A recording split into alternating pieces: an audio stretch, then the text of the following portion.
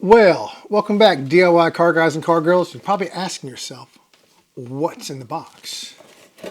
Let's see.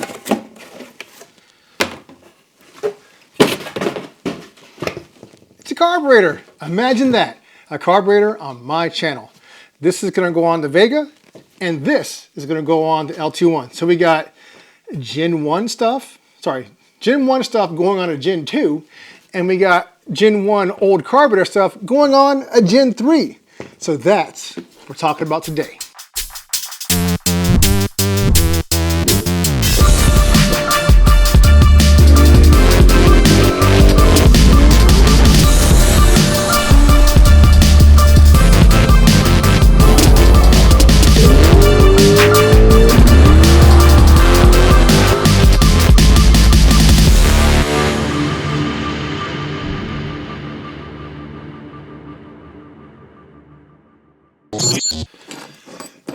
All right, so let's first talk about the intake because this is going on in another video. And we're going to try to put the carb on today, but I'm not sure because I do remember on the carburetor on that Vega that had some stripped out bolts in the intake. So we'll take the old carburetor off and then we'll get to that later. But anyways, so this intake, you're probably wondering why I thought the intake was done. It was done as far as the bolt holes for the LT1, the Gen 2, but we went ahead and we ported it out. And I figured I'd go, whoops, grab that in a second, go over what I have done to this intake to port it, because this is really a lot more work than you might think to port the intake and clean it up. It's more of a cleanup slash slight port matching, but I'll show you the tools that I use for this guy. All right, so the first thing I did to this intake to get it set up was, if you saw my other video, we put these ports right here on the head, on the motor, so you knew exactly where the ports were going to line up. So I marked those first, and then I ported them out to the port matching on every single runner. I didn't go all the way to the line because we're going to put this back on the motor just to verify. I'd rather these ports be slightly smaller than a port on the head than to be larger and have a step. That's pretty important. This particular intake had a lot of, gosh dang it, had a lot of casting flash on there, which I'll show you a picture right here, and the little before and after that is. And this is what we cleaned it up with. This is what you call mainly a burr finish, because I didn't really get too much money for this, so this is a burr finish. So what I use is a older burr like this. The one that's on this is just my grinder's grease. That keeps aluminum from sticking in the actual bit itself. And that's actually important. I have other porting videos on my channel, but I still want to go over what I did to this intake to get it set up. And basically, it's a little harder than you guys may think. You have to go in here with your whatever tool you want. I use a drill, a cheap Harbor Freight drill, because I think it has the perfect speed for these guys to not bounce around too much and to cause this guy flailing all over the place. But you have to go and you hit every single one of these sections. You get rid of all the casting flash and you smooth it all out. I left it rough on the bottom because I think it's going to help whenever he puts the nitrous plate on here. Yes, this is going to be a EFI intake. If it was only NA, then this would probably get a lot more smoother. I think that a lot of people do spend too much time worrying about the finish, but I do think that a rougher finish is going to promote better atomization of whatever you're spraying into the mouth of this intake, whether it be nitrous fuel, whatever. I think that's definitely going to help break it up to not hit some of these edges. But, so we left that finish on there, and the only parts that I cleaned up with the sanding rolls was right here, around the inlets, and I didn't open this up past a gasket, the 450 gasket, because the plate's going to be a Zex plate, and it's going to bolt right onto this. It's going to be a perimeter, so it's going to be the exact same size as this. So we want this to match the Zex plate, so that's why this is not ported out any more than it needs to be. And I just took this and hit all these sections on the edges right here, so they're nice and smooth. And the only other section that I hit was right here around the exits of this port into the head. I wanted those to be nice and smooth and wanted everything else to be nice and rough. The reason why this is more nice and smooth, because I want to make sure that I was right on the lines that I was trying to hit when I marked this to go into the head. I didn't want to go over, because sometimes these guys can put a rough burr on there, so I want to finish it off with this to make sure those lines are perfectly smooth just right here. And of course, if you look down in it, you know, it's a little hard, you think, to hit every single spot of this guy. Because basically you got to hit it from this side, hit it from that side. You got to flip the intake 100 different ways to ensure that you hit every single section, and you're making sure that all the casting flash is removed from this guy and it's nice and smooth.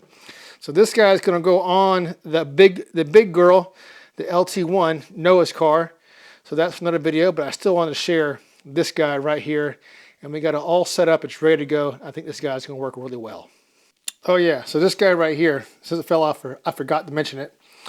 Only used it to get down to that line quickly that I marked out for the head. And you gotta be careful with these things. These things can jump all around. Maybe I should make another video of how to port this stuff and what to expect some of these burrs to do. But for the most part, you know what I mean, it's definitely be trial and error. It's just gonna take experience to use these guys, because believe me, these things can go carbide gone wild up in there. They can start bouncing around and cause all types of issues, which is why I prefer to use low speeds, not super high speeds, because the more speed you have and it starts to catch and starts to jiggle around, it can get chaotic. Well, I just realized that it's the sun's going to go down in like an hour, so I'm probably going to start on this guy tomorrow and make another video. But before then, I wanted to show you guys what I did. I want to show you how bad the cold start in this guy was before I retuned the MSD box. And maybe that'll help some of you guys if you're having really horrible cold starting with your LS box. I'll show you the settings that I use to fix that. I had another video, I didn't show it too much, but I'll show you guys in this video exactly what I did. I want to show you the before and after. So if this is happening to you, you'll know exactly what to do to fix that issue. So if you're wondering how this works, it's actually super simple. When it comes up, once your vehicle has power and your box has power, you can look it up and you can see exactly what it is. It'll tell you, see? You select it, the box comes up, it shows up in the view, and it's going to be a 6014 box. And all you do is you click View. All right?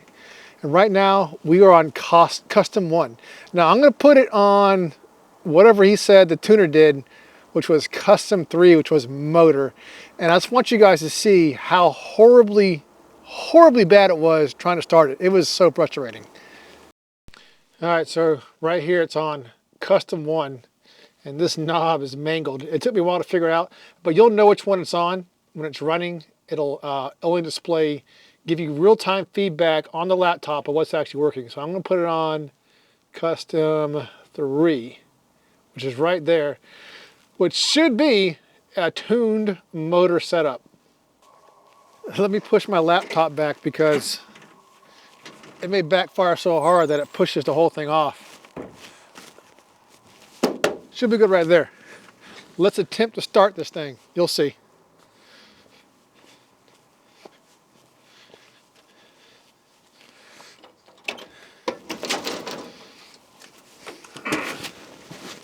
Oh my God.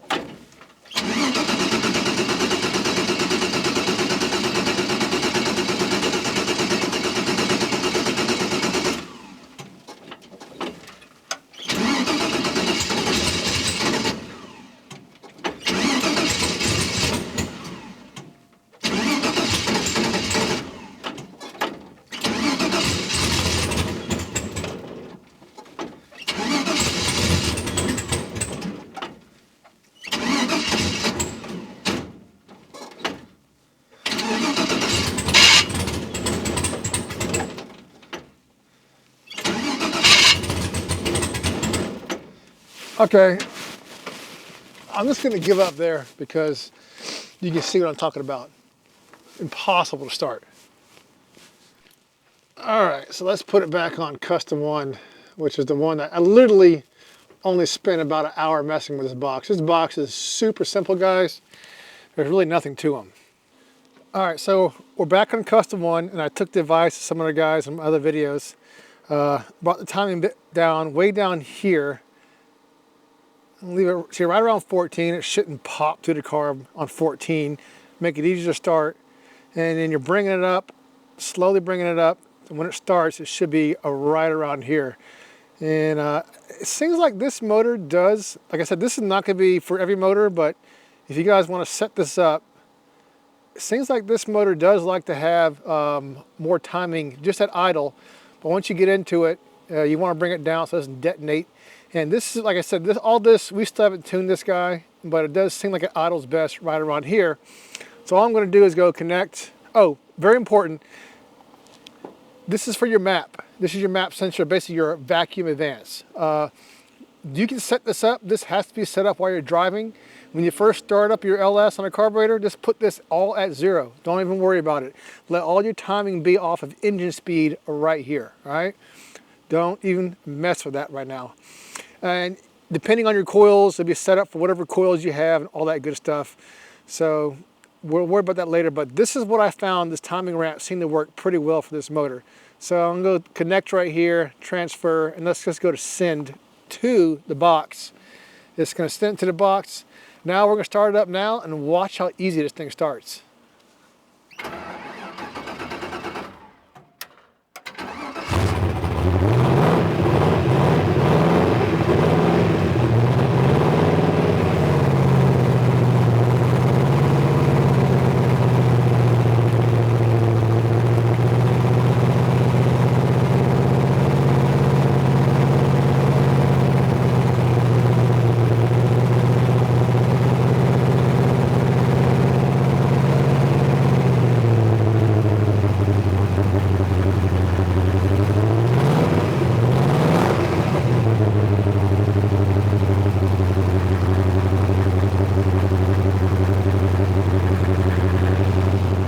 So I was looking at this and I would like to know how much oil pressure it's making, but if you look down here,